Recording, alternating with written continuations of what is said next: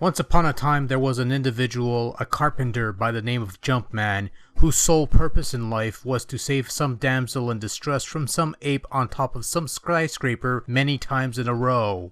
The poor fellow was only paid quarters for his efforts, but he was quite good and quite efficient at this profession. Eventually, however, Jumpman tired from this carpentry job, quit, changed his name to Mario, and took up plumbing, where he also does a rather favorable job before being whisked away to some fungus-infested kingdom and stomped on turtle shells and other things of that nature. Somewhere along the way, however, Mario decided to take up a career in demolition and it is this phase in his life that we'll be looking at in today's subject matter, Wrecking Crew for the NES.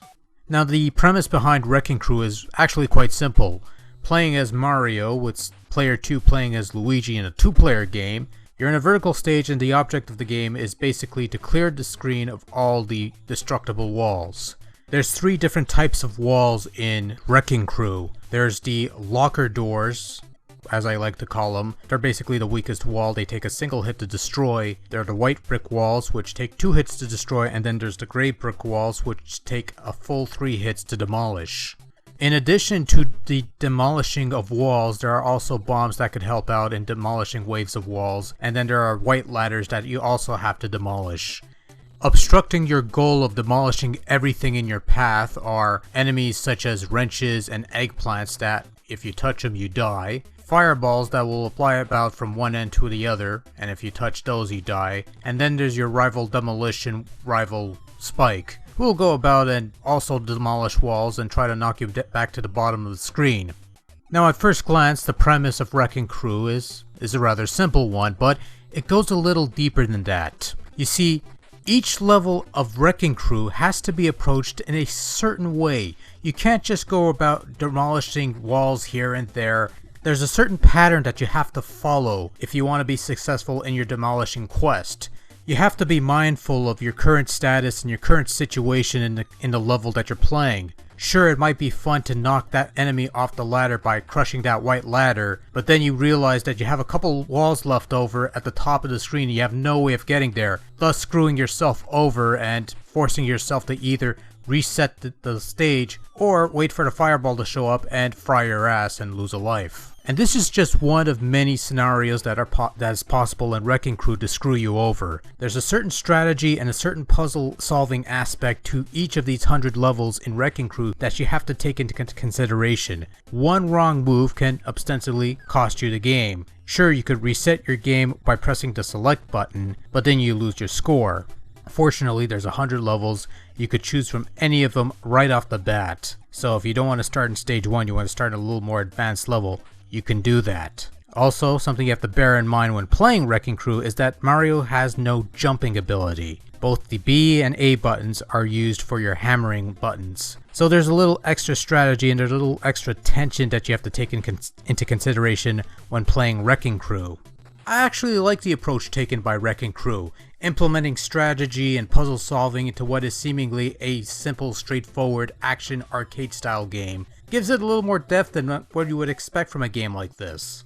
Actually, now that I think about it, Wrecking Crew is kind of a deceptive little bastard now that I think about it. Cause here's a game that on the surface is your typical arcade style action game. Destroy all the walls, avoid the enemies, avoid the fireballs, move on to the next stage, lather, rinse, repeat. But it's not a matter of going through the level as fast as possible. This is the kind of game where you really have to take your time and think about how you're going to approach it, because one wrong move can make a level impossible to clear and you're left having to wait for death to take you. This was very much a puzzle game as it was an action game, and I think that blend made it a rather unique title amongst the various launch titles that wasn't named Super Mario Bros. Or Duck Hunt. In terms of the controls, Mario controls fairly well. Like I said before, A and B does pretty much the same thing. It just uses your hammer to wreck walls. There's no jumping ability, so it adds to the overall challenge, it's not a hindrance. Start button pauses the game, select button resets the game back to the title screen, and it's very easy to press select in some cases, so that's something you have to be careful though.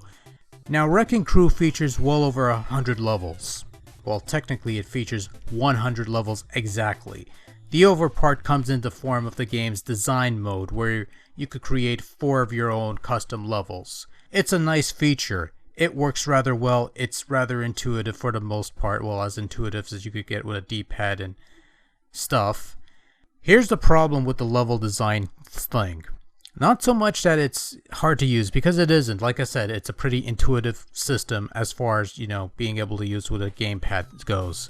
You have the ability to save and load your stages, as long as you have something called the Famicom Data Recorder, which is essentially a tape recorder, much like what they used to have with the Commodore 64, that sort of thing.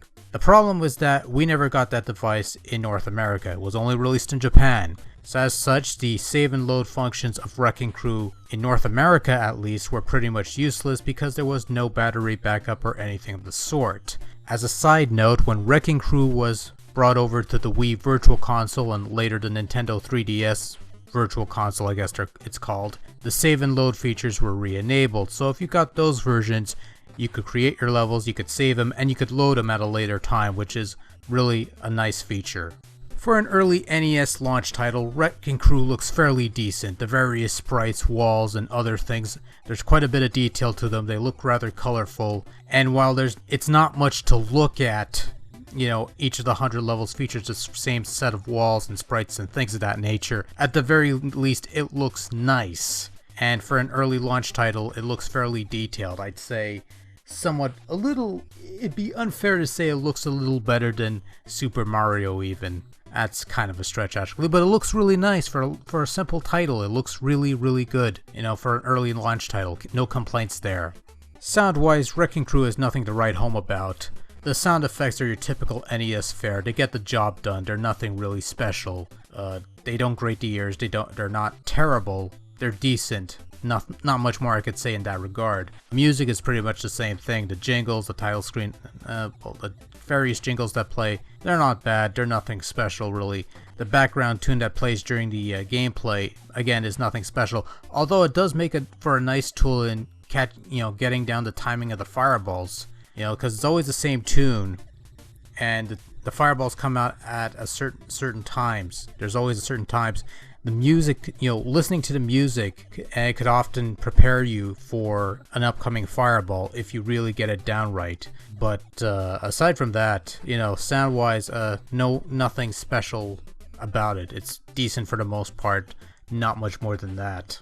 Overall, as an early NES launch title, Wrecking Crew is certainly a unique little game that looks like a typical action game, but actually features a bit more depth than one would expect. The puzzle solving and strategic elements of the game make for a more methodical experience that greatly differs from the much faster pace of its launch title brethren, and that's what makes it an interesting little piece. Those looking for a straight-up arcade-like game should probably steer clear of Wrecking Crew, but if you like puzzle games or just like a little thought to your action games, then consider giving Wrecking Crew a shot. It's actually quite fun.